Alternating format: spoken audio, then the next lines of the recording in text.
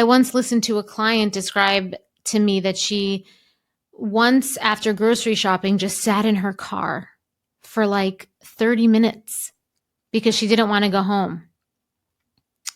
Because those minutes in the car was the only time that she felt like herself again. And that struck me so deeply because it was a moment of mourning and survival at the same time, right? All at once.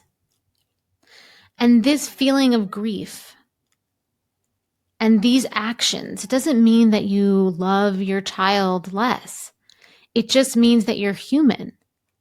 It means that you're truly, truly moving through one of the biggest transformations of your life. And there's another layer that comes up often in these conversations, and that layer is about intimacy. So many women have told me, I don't even feel like I know this body anymore. How can I feel comfortable being touched? And yet at the same time, they describe feeling touched constantly by a baby, by a child who needs them endlessly. And so it's such a paradox being overtouched, but underconnected in an adult, mature way, right? So losing connection to your own sensuality, to your own expression, while being consumed by the physical demands of motherhood, right? And a lot of those physical demands are actually physical touch. And so sometimes eating and food becomes the only reliable place of comfort because it doesn't ask anything of you, but you get to feel some sensations without feeling like, without feeling like you need to give back anything or something is being taken. So if we think about some of the things we've just talked about, so if the pressure, the grief, and the intimacy shifts are all real, and they are, how do we begin moving towards healing, right? How do we begin moving towards, recalibrating back to ourselves? And so every story that I've witnessed points back to this.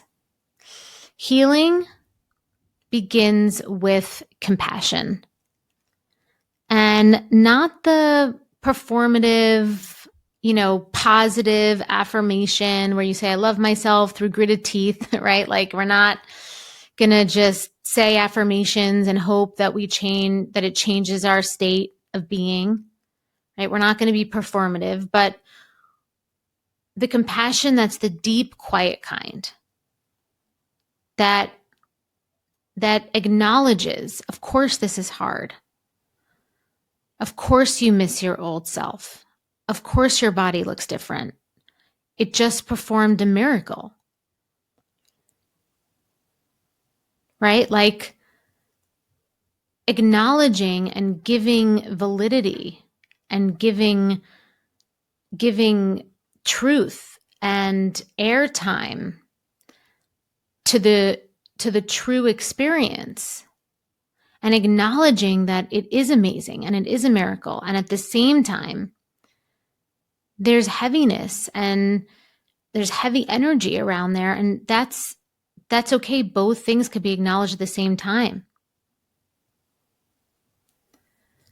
And so once you acknowledge that, reconnecting to yourself looks different for every woman. For one, it might be buying clothes that honor the body she has now. For another, it's asking for 20 minutes of solitude from her support system and protecting it like sacred ground. I feel like that's sometimes the hardest one, but sometimes ends up being the most transformative. And for another, it's practicing gratitude for what her body can do today, even if it's not what it once did before. And often it's permission to say, I'm grieving, permission to say, I feel lost, and permission to let the messiness of all of this, like I said before, the heaviness of all of this coexist with the beautiful. And then there's the nervous system, right? So as we move through all the different layers of the shift, there's the nervous system piece, because postpartum isn't just physical recovery. We know this. It's not just physical recovery, it's constant vigilance, right? Hormone shift, sleep deprivation takes over, and your body is completely wired to be on, right? You are now a protector. You are now in masculine energy, actually, right? Pregnancy is very feminine energy. It's very feminine, energetic. You're holding, you're creating. And masculine energy, now you're in it where you're like on, you're doing, you are providing. And when you're in that state 24/7, right? Because even when you're not physically doing it, your brain is now in a masculine state. It's constantly managing, thinking ahead, planning, anticipating. And so when you're in that state, your brain craves quick relief. Your brain, your body. That's why sugar, bread, comfort food, it feels magnetic, because it's your body's way of saying, oh my God, please just let me exhale, let me rest, let me relax back into my feminine. But what I've learned and what I encourage women to experiment with is finding small, accessible ways to regulate beyond food and to find their feminine energy and source their feminine energy, because feminine energy can be sourced and resourced, right? It's something that's actually like constantly there. We just have to pull it out. And so ways to do it is connecting, right? Connecting with your body, with yourself, feeling anchored and connected. And that could be like 5 minutes outside with your feet in the grass. That could be a slow, deep breath, something to slow down, hand over your heart, reminding yourself you're safe, you're allowed to soften.